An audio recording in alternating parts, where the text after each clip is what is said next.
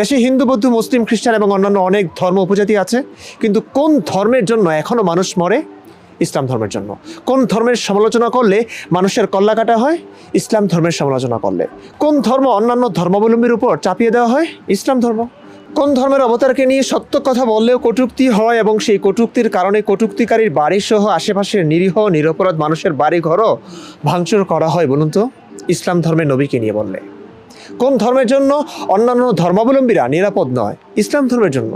দেখুন, আমি অন্য কোনো ধর্মে বিশ্বাসী নই, কিন্তু তাদের বিরুদ্ধেও নই, শুধুমাত্র ইসলামের বিরুদ্ধে।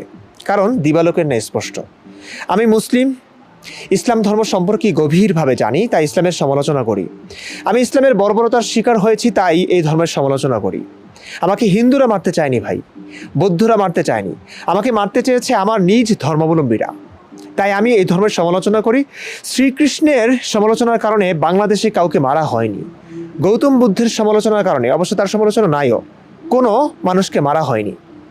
কিন্তু মোহাম্মদকে নিয়ে সমালোচনা করলেই তাকে মরতে হয়। দুনিয়ার সমস্ত আকাম কুকাম সে করেছে, শুধুমাত্র আল্লাহর নাম করে। এখন সে আকাম কুকামের যৌক্তিক সমালোচনা করলেও সেই মানুষটাকে মরতে হয়।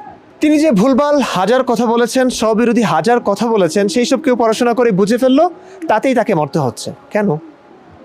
কেন 1450 বছর আগের এক মানুষের জন্য এখনও মানুষকে মরতে হবে? কেন? কেন ধর্ম যা একটি মতবাদ, সেটার সমালোচনা করা যাবে না? কেন? সব মুসলিমের সমালোচনা তো করি না আমরা, কারণ সব মুসলিম এক না, খারাপ না তারা, ভালো মুসলিমও আছেন। অধিকাংশ মুসলিমরা তাদের ধর্ম সম্পর্কে জানেন না, তারা অনেক ভালো। আমরা সমস্ত মুসলিমের সমালোচনা করি না, আমরা ইসলামের সমালোচনা করি, যা একটি মতবাদ।